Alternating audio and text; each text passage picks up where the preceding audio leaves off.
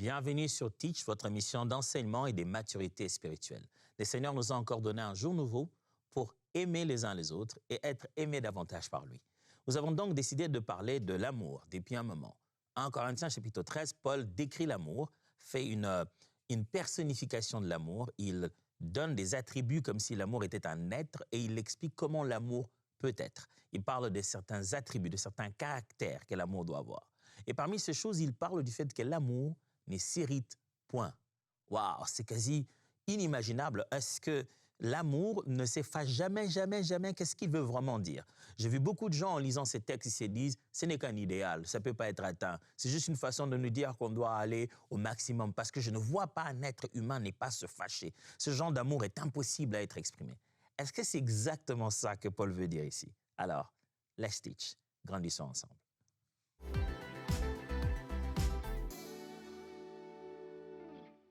Le mot grec qu'utilise Paul ici, je ne veux pas tenter de le prononcer pour que tous mes amis en Grèce ne puissent pas me condamner, mais je veux prononcer la translittération qu'il y a ici, paroxynétai, ce qui signifie « ne s'exaspère pas, ne s'enflamme pas vite ».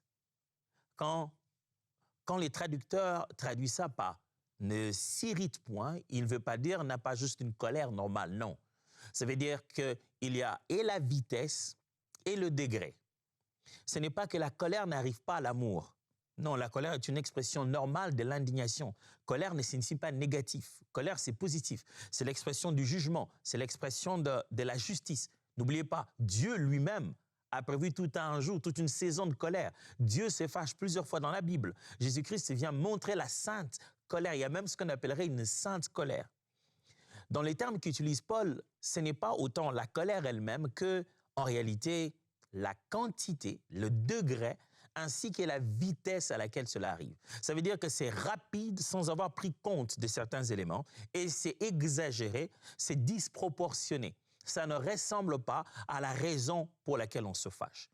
Paul dit ceci, « L'amour ne se fâche pas vite et ne se fâche pas grandement pour rien. » L'amour n'exprime pas sa colère de façon disproportionnée et l'amour ne va pas d'abord commencer par se fâcher. La colère est utilisée en dernier recours et son expression est proportionnelle à la situation. C'est ce que Paul dit. Paul ne dit pas que l'amour, la charité, l'amour agapé, l'amour de la nature divine que Dieu voudrait que nous puissions aussi manifester, c'est un amour qui ne peut jamais se fâcher. J'ai déjà entendu des gens comme ça tenter de manipuler les autres en leur disant « Ah, mon frère, l'amour ne se fâche pas, arrête d'être fâché. » Non, non, non, ça ne signifie pas ça. Ça ne signifie pas qu'il n'a pas le droit de se fâcher. Ça signifie qu'il ne doit pas le faire vite, ça ne doit pas être sa première carte à sortir. Ce n'est pas quand une situation est devant nous, colère est notre première réaction. Non. Ça signifie aussi qu'il ne faut pas être disproportionné de la façon de manifester sa colère. Pour quelque chose de si passable, on te voit t'enflammer, délirer comme un fou. Il dit l'amour n'est pas comme ça. L'amour choisit la réaction appropriée à la situation et même quand elle doit exprimer la colère, elle l'exprime qu'en dernier recours de façon appropriée. Ça signifie quoi en quelques termes? Je vous propose certains termes pour que vous puissiez bien comprendre. Premièrement, il s'agit de se dire que l'amour a le fusible long. C'est-à-dire qu'il faut comprendre. L'amour a le fusible long. Voilà ce qu'il faut comprendre. Ça signifie que l'amour ne s'enclenche pas si facilement. Vous savez, à la maison, moi, au Congo où j'ai vécu, on a souvent eu beaucoup de difficultés en matière d'électricité, de stabilité de l'électricité. Le pays est immense, la consommation est grande, et beaucoup de consommations sont irrégulières, donc des branchements qu'on n'a pas maîtrisés nécessairement. Les gens se partagent l'électricité et puis ça rend la chose difficile. On vit avec un système qu'on a appelé les délestages, c'est-à-dire qu'on se partage les arrivées de l'électricité d'après chaque coin et chaque secteur. D'une certaine manière, tout le monde est devenu un peu professionnel en matière de savoir quoi brancher, quoi débrancher. Et donc, très petit, on a été initié à l'électricité, quoi, être obligé d'éteindre, allumer, éteindre, allumer. Et il y a plusieurs genres d'interrupteurs. On a dû apprendre les noms, les formes des schémas, schéma 4, schéma 3, schéma 1, schéma 2. Quand on va tirer les fusibles, on va le couper ou bien les associer, on a une petite idée de ce que ça signifie. Dans le terme que je suis en train d'utiliser ici, ça veut dire que l'amour, pour pouvoir l'actionner, ça prend du temps. Pour tirer comme ça en bas, pouf, et laisser passer la colère, ça prend du temps. Quand quelqu'un aime, il prend du temps. Il n'actionne pas la colère comme ça, boum, non. Il prend du temps, il tire petit à petit. Il est possible que la colère ne soit même pas de quoi on ait besoin et il va remettre. La colère ne vient qu'en dernier recours. Mon ami, si tu dis que tu l'aimes, la colère ne peut pas être ta meilleure expression. Vous savez, les gens qui ne s'expriment que par la colère dans leur amour, ils ont tendance à citer ce texte biblique. Qui aime bien, châtie bien. L'Éternel châtie ceux qu'il aime. Pour lui, si je t'aime, je dois te châtier. Non, non, ça ne signifie pas ça. Les textes que je viens de citer tout à l'heure signifient que lorsque Dieu vient, exerce de la force et que les conséquences de sa leçon nous font mal, c'est parce qu'il nous aime, qu'il nous fait ces mal apparents. Il nous met dans ces conditions pour nous exprimer son amour. On le reçoit comme un mal, mais ce n'est pas un véritable mal, c'est pour notre propre bonheur. Ça ne veut pas dire que pour montrer l'amour, il faut donc aller chercher un châtiment ou aller chercher une colère. La colère, ça vient vraiment en dernier recours. 1 Corinthiens 13, 5 le dit. Celui qui aime ne saurait agir à la légère ou commettre des actes inconvenants. Aimer, ce n'est pas penser d'abord à soi, chercher son propre intérêt, insister sur ses droits. L'amour n'est pas irritable. Voilà, je suis en train de vous lire la version parole vivante. C'est là. L'amour n'est pas irritable. Il ne s'aigrit pas contre les autres. Vous voyez ça? Il n'est pas susceptible. Quand on aime, on ne médite pas le mal et on ne le soupçonne pas chez les autres. Si on subit des torts, on n'en garde pas rancune. J'aime comment on traduit, on dit l'amour n'est pas irritable, il ne s'aigrit pas contre les autres. Ce que Paul est en train de dire, c'est que vous ne devenez pas aigri. L'amour ne consomme pas cette aigreur, tu deviens aigri. Proverbe 14, verset 29 dit, « Celui qui est lent à la colère a une grande intelligence, mais celui qui est prompt et s'emporte proclame sa folie. » Celui qui est prompt à s'emporter, proclame sa folie. Celui qui est lent dans la colère a une grande intelligence. Souvent, tu dis que tu es intelligent, tu as fait de grandes études. Si tu veux le prouver à ta femme, ne sois pas du genre à t'énerver facilement. Ça, c'est une preuve d'amour très, très forte. Tu dis souvent que tu es bien étudié, oui. Tu as bien étudié, tu es quelqu'un de très intelligent. Eh bien, tes enfants devaient le voir dans la lenteur de ta colère. Prends du temps. Ne fais pas de la colère le premier recours. Si tu veux prouver ton intelligence, ça se verra par ta façon d'être lent à la colère. Mais le texte de Proverbe dit que celui qui se fâche, qui est prompt, à s'emporter, proclame la folie. C'est-à-dire celui qui se fâche à tout moment montre à quel point il est fou en fait. Il est inconscient.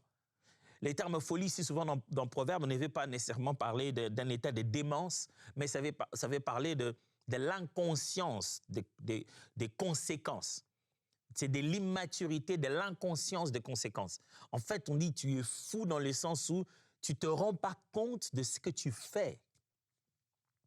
Retenez bien cette phrase. L'amour éteint les étincelles avant l'incendie. C'est de ça que je parle. Avant que ça ne devienne incendieux, avant que ça ne brûle tout, l'amour voit venir cette colère. Elle éteint ça. Mes amis, la colère peut brûler toute une maison. D'ailleurs, la Bible parle de la langue comme un feu qui peut brûler toute une brousse, toute une forêt. L'amour véritable voit les étincelles, il se dit, ces étincelles peuvent aller loin. Je sens que ça commence à monter. Il vaut mieux calmer. Si vous vous aimez, il faut qu'il y ait quelqu'un qui éteint les étincelles avant que ça devienne un incendie. Ce n'est pas que l'un se fâche, l'autre aussi se fâche. Fâchons-nous pour montrer à quel point nous sommes tous très fâchés. Quand il y a l'amour quelque part, l'un doit retarder sa colère. Si c'est ton ami, apprends à retarder ta colère. Si tu veux découvrir un ami qui t'aime vraiment, il a eu plusieurs occasions de se fâcher, mais il ne l'a pas fait. Deuxièmement, qu'est-ce que signifie l'amour ne s'irrite point? La deuxième pensée, c'est celle de ralentir le corps pour apaiser l'âme. Ça signifie ceci. Je ne veux pas vous expliquer aujourd'hui, en ce moment, dans les prochains enseignements, on va en parler, quel est le processus fonctionnel, physiologique de la colère.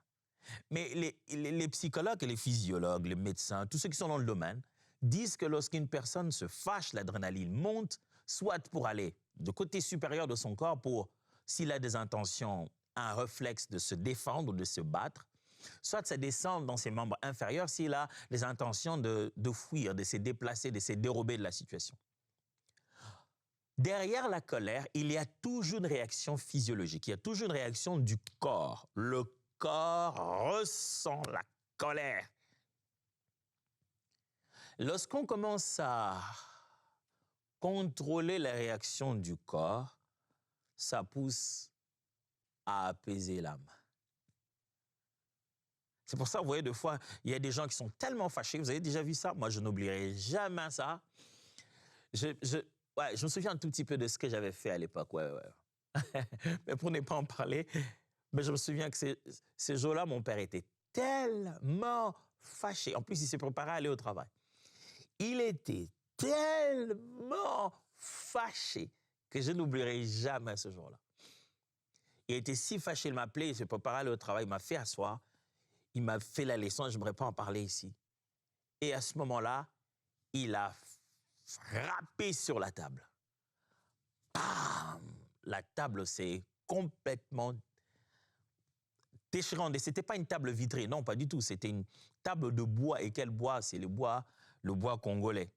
Un très bon bois. Et il frappe sur la table. Et la table s'est divise en deux. Pouh! Alors, je vous assure, à ce moment-là, je me suis dit, j'ai beaucoup pensé à ce que Jésus a dit. Si on a fait à moi ça, le bois non mûr, et à vous, je regardais le bois, j'ai dit, ça aurait pu être mon visage, ça. Normalement, en ce moment, je serais divisé en deux. Mais il a montré physiquement ce que sa colère était sur le point de me faire à moi s'il ne l'avait pas contrôlé autrement. Ces jours-là, j'ai eu la bonne leçon que papa peut se fâcher beaucoup plus que je le pense, à un niveau que je ne peux pas imaginer. Derrière la colère, votre corps veut réagir. Si vous pouvez réussir à contrôler votre corps, vous allez commencer à apaiser votre âme.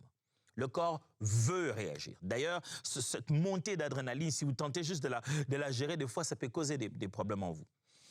Trouvez un moyen de laisser s'échapper dans votre corps. Certains crient, certains marchent, certains cognent sur quelque chose, mais quand vous commencez à contrôler petit à petit le corps, vous contrôlez aussi petit à petit l'âme. La Bible veut dire ceci: celui qui aime ne laisse pas son corps lui faire n'importe quoi quand il est fâché. L'amour ne laisse pas le corps exagérer les véritables doses de l'expression de la colère. N'exagère pas. C'est vrai que tu t'es senti indigné, mais n'oublie pas la base de cette relation. Tu as dit que tu l'aimais. C'est ton frère, c'est ta sœur, c'est ton père, c'est ton enfant, c'est ta femme, c'est ton mari. L'amour ne s'irrite pas, signifie l'amour est capable de ne pas se laisser faire par les réactions du corps lorsque il est fâché. Jacques 1, 19 à 20. Jacques 1, 19 à 20. Sachez-le, mes frères bien-aimés, ainsi que tout homme soit prompt à écouter, lent à parler, lent à se mettre en colère. Car la colère de l'homme n'accomplit pas la justice de Dieu. N'oubliez pas ça. Votre colère, même si vous voulez faire la meilleure expression physique de votre colère, ça n'accomplit jamais la justice de Dieu. Non, mais pasteur, il fallait vraiment qu'il ressente. Oh, je vous parle avec humilité comme votre frère, pas parce que je ne l'ai jamais fait. Mais ça n'accomplit pas du tout la justice de Dieu. Vous ne sentirez jamais ce côté de vengeance sur votre cœur, vous les consommez à mal. Vous resterez toujours assoiffé. Le pardon est la meilleure façon de calmer son cœur. Proverbe 16, verset 32. Celui qui est lent à la colère vaut mieux qu'un héros. Et celui qui est maître de lui-même que celui qui prend des villes. Celui qui est lent à la colère, attendez, celui qui est lent à la colère, préparez-vous bien, celui qui est lent à la colère vaut mieux que Superman. Quel que soit votre héros préféré, Batman, Iron Man, je ne sais pas moi, Spider-Man, c'est une façon de tenter de contextualiser. À leur époque, un héros signifie un guerrier fort qui incarne des grandes victoires, dont le nom fait trembler les adversaires. Celui qui est lent à la colère a plus de puissance et de force à démontrer. Contrairement au monde dans lequel nous sommes, qui nous montre que plus tu montres ta force dans ton corps parce que tu es fâché, plus tu es puissant, la Bible, elle fait l'inverse. Elle dit, celui qui est en toute occasion capable, prêt, normalement, dans l'opportunité d'exprimer toute sa colère, mais qui ne l'exprime pas, celui-là est plus fort que quelqu'un qui a gagné des milliers de villes. Retenez cette phrase. Ralentir ma bouche, c'est accélérer la grâce. N'est-ce pas intéressant ça? Ralentir ma bouche, c'est accélérer la grâce. Quand vous savez contrôler ce que vous dites, comment vous frappez, quand vous savez contrôler les corps et les expressions corporelles de la colère, quand vous ralentissez le corps, vous accélérez la faveur. La personne se rend compte que, wow, il m'a fait grâce, il aurait pu faire mal, il aurait pu faire plus. Ah, écoutez, je ne l'invente pas, c'est comme ça que Dieu se comporte. Comment nous avons découvert la grâce de Dieu? C'est parce qu'il a ralenti sa colère. C'est parce qu'il aurait pu frapper. Il s'est dit non, pas maintenant. Je vais leur donner l'opportunité de se repentir. Chaque fois que la colère est retenue, les effets de la colère sont retenus, l'amour est dévoilé. Chaque fois qu'on a retenu la colère dans sa bouche, dans ses mains, dans son corps, chaque fois qu'on a refusé de rendre colère, c'est la grâce qui est mieux exprimée. Troisième vérité, renouveler ses pensées. Vous voulez vivre un amour qui ne s'hérite pas? Ce qu'il faut faire, c'est renouveler ses pensées. Ça veut dire remplacer, pas refouler. Vous avez des pensées, des choses. Vous savez pourquoi on s'énerve? Parce qu'on tourne la pensée de l'indignation dans notre tête. La colère monte au fur et à mesure qu'on boucle, on se rappelle de la chose qui nous indigne. C'est pour ça que la colère est progressive. Vous voyez quelqu'un qui commence à se fâcher, dit « Mais de qui tu parles comme ça? C'est moi que tu parles? » Non, et ça escalade. Pourquoi? La pensée qui l'indigne ou qui les met dans cet état rentre en boucle. Et ça revient. Et puis ça revient, ça gonfle, ça monte, ça monte. C'est une pensée qui s'est nourrie et des scénarios qui se multiplient. Et il entend, c'est-à-dire, il voit le sous-entendu. Ça veut dire que tu veux dire, voilà, il commence à s'imaginer des choses. L'imagination grandit. La force de la colère est dans la pensée. Le renouvellement de la pensée, remplacer le mal par les biens dans notre tête, apaise les cœurs. Ma femme m'a souvent dit, mais comment toi tu peux voir comme ça? Je dis, chérie, je fournis un effort et je n'y arrive même pas. Je m'accroche à la grâce de Dieu. Je fournis un effort de toujours trouver une justification valable, une raison positive derrière un mal que j'ai subi. Je me dis, ça ne peut pas, comme ce n'est pas si évident que c'est. En fait, c'est plutôt parce que c'est tellement évident qu'il n'est pas censé faire ça, mais qu'il l'a fait. Donc je me dis, il y a certainement une raison que je ne connais pas maintenant. Donc je ne veux pas m'emporter parce qu'une chose a été faite et que j'ai été indigné. Je me dis, on ne devrait pas faire ça et je sais qu'il ne devrait pas faire ça. Elle ne devrait pas faire ça, mais elle a quand même fait. Donc il y a certainement de mon côté à moi une information que je manque. Je préfère accorder le bénéfice du doute et si je le fais, je ne veux pas le faire d'apparence, je vais le faire du fond de mon cœur.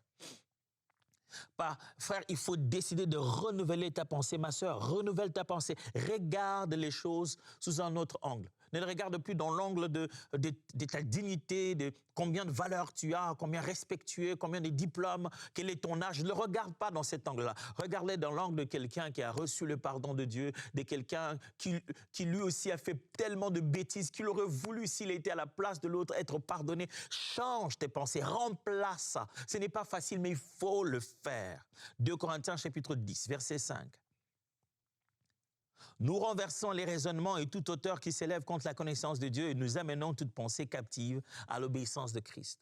Paul parle aux Corinthiens et leur dit l'œuvre de l'évangile, la prédication de l'évangile, c'est ce que ça fait. Il dit nous nous battons contre des pensées sophistiquées, nous les soumettons au contrôle de la pensée de Dieu, nous les réorientons à comment Dieu pense. Il dit que les hommes, quand ils pensent, leur raisonnement, leur philosophie, se dressent en rempart, ils créent des murs pour empêcher Dieu de les toucher. Mais l'évangile est une arme forte qui vient casser ces murs et nous récupérons les pensées humaines et nous le soumettons au contrôle de Dieu. Laisse tes pensées être soumises au contrôle de la parole de Dieu. Si ta pensée est soumise au contrôle de la parole de Dieu, lorsqu'une colère arrive, tu sais où aller la tremper pour qu'elle s'étouffe. Il doit y avoir une pensée plus forte que toi pour que lorsque le fer a rougi dans ta tête, tu aies juste le glisser dans l'eau et que tu te décompresses. Je prie Dieu pour quelqu'un aujourd'hui qui n'arrive pas à se décompresser comme ça. Quand la colère monte, il faut qu'il puisse marquer de fer chaud quelqu'un. Il faut qu'il fasse quelque chose. Je prie Dieu que dans ton esprit, sa parole vienne comme de l'eau, qui chaque fois quand le fer est chauffé,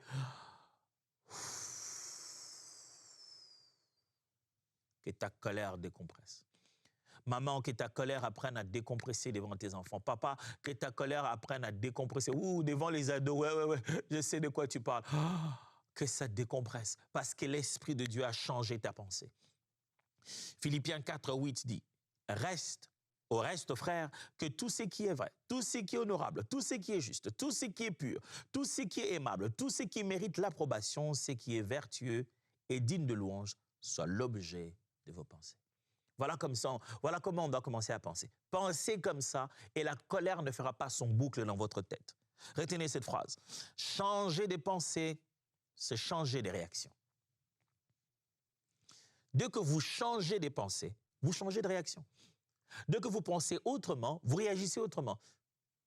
Une raison de se fâcher vient dans votre tête, ça rencontre une autre façon de penser, vous n'allez plus avoir la même réaction. Quatrièmement, n'oubliez pas qu'on est en train de parler de l'amour qui ne s'hérite point. Et on essaie de découvrir comment faire, justement, pour avoir un amour qui ne s'hérite point. Quatrième point, répondre avec douceur, pas avec vigueur.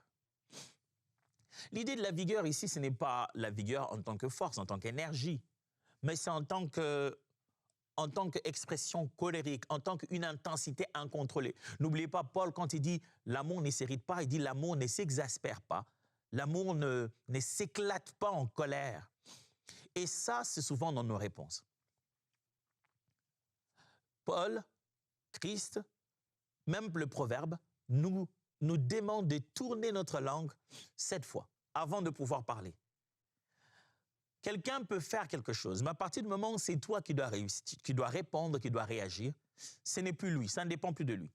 La Bible nous enseigne la foi chrétienne non pas comme une foi réactive, c'est une foi d'initiation et non pas des réactions. Nous initions nous-mêmes nos propres actes. Nous ne subissons pas ceux des autres. Quelqu'un peut avoir beau parler, insulter, crier, et même décider de devenir mon ennemi. Moi, je ne réponds pas à cela par être ennemi.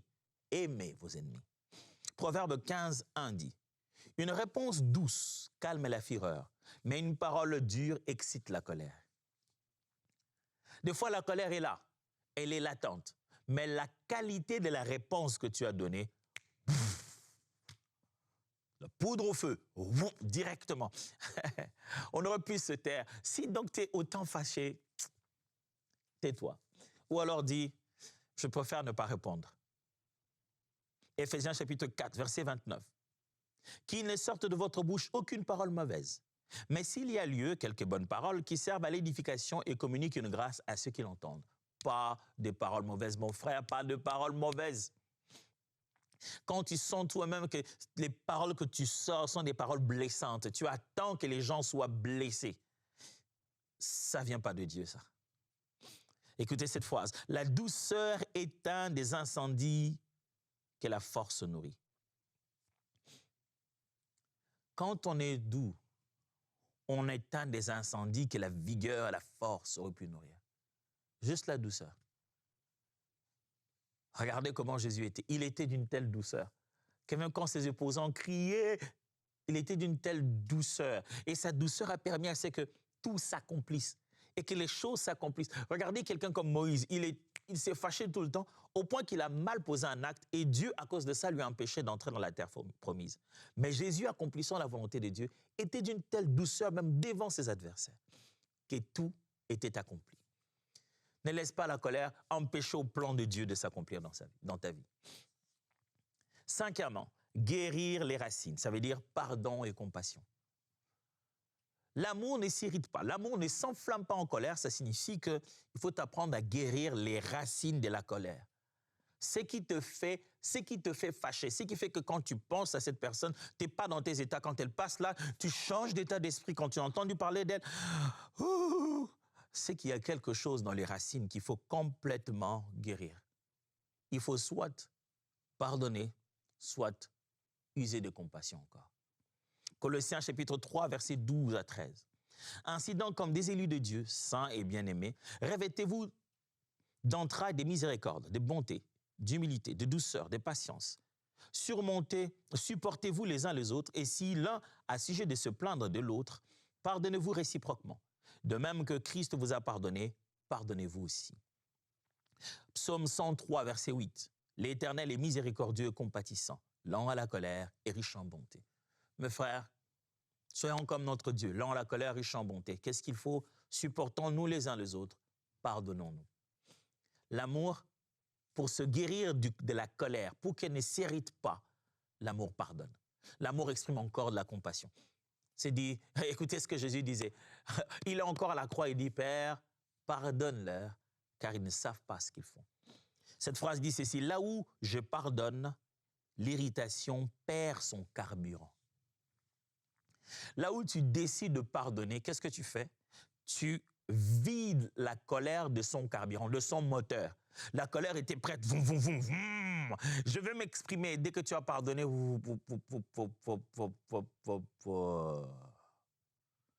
le pardon n'est pas un ressenti. Le pardon est une décision. On n'en parle pas aujourd'hui. Mais si tu veux vraiment te débarrasser de la colère, ce n'est pas avec la vengeance humaine. La colère de l'homme ne rend pas la justice de Dieu. Le pardon et la compassion. Souviens-toi, c'est comme ça que Dieu nous aide jusqu'aujourd'hui, parce qu'il nous pardonne et il est compatissant envers nous. Voilà 5 choses maintenant que je vais vous proposer de façon pratique à faire. 1. Décide de ne pas discuter quand tu es affamé ou fatigué. Si tu sens que tu t'énerves facilement et que la colère vient si facilement, quand tu es fatigué ou tu n'as pas mangé, ce n'est pas le meilleur moment de faire des discussions importantes, ni avec ta femme, ni avec tes amis, ainsi de suite. Vous pouvez parler de tout et de rien, mais quand c'est une discussion émotionnelle, quand tu n'es pas en état physique équilibré, ne le fais pas. Quand tu es affamé, tu ne sais pas bien gérer tout ton corps. Quand tu es fatigué, tu ne sais pas bien gérer tout ton corps. Ne sois pas dans un contexte où le corps est incontrôlable. Ce n'est pas à ce moment-là qu'il faut parler des choses émotionnelles fortes. Tu risques d'abîmer des amitiés, abîmer des relations qui ont été là pendant longtemps, juste parce que tu n'as pas géré ton corps pendant quelques minutes. 2. Traduis ta colère en « je ressens, je demande ». Quand tu es fatigué, plutôt quand tu es fâché, quand la colère arrive, exprime tes sensations, exprime ton ressenti. Ne t'en va pas juste faire, dis ce que tu ressens, dis ce que tu veux. Je demande qu'on fasse ceci, moi ce que je demande c'est ceci, cela, dis ce que tu demandes. Ne te fâche pas contre les gens parce que des fois, ils ne savent pas ce que tu veux. Et parle-leur de tes ressentis au lieu de juste cogner, crier. 3. Bois un verre d'eau quand ça chauffe. Ça semble être banal, mais le corps fonctionne comme ça. La colère, c'est comme un genre de volcan. Calme le volcan en y mettant de l'eau. Bois un verre d'eau. Des fois, c'est littéral. Et la colère est physiologique. Autant que tu ressens la colère comme un battement de cœur, autant quand tu y mets de l'eau dans ta bouche, ça a tendance à t'apaiser. 4. Détecte ton déclencheur et nomme-le. Un déclencheur, c'est le genre de choses qui excitent facilement ma colère. On a soit l'injustice, le mépris. Quand tu te sens méprisé, c'est là que tu t'enflammes. Quelles sont les choses qui te font fâcher facilement? Quand on était petit, chez nous, on disait, si tu oses insulter ma mère, c'est là que je me fâche. Tu peux m'insulter si tu veux. On se donnait déjà un déclencheur. Quel est ton déclencheur? C'est quand on commence à aller dans les détails, on parle de toi. Qui a un déclencheur comme ça? Nomme-les dans la prière quand tu es devant le Seigneur. Et enfin, pardonne rapidement les petites offenses. Tu vas apprendre à ne pas te fâcher, à ne pas laisser la colère abîmer l'expression de ton amour. Les petites offenses, ne fais pas de liste. N'essaie pas de t'en souvenir et dire un jour, je lui dirai ça. Pardonne, oublie très vite. Exerce-toi à pardonner rapidement. Alors, on se voit demain. Que Dieu vous bénisse.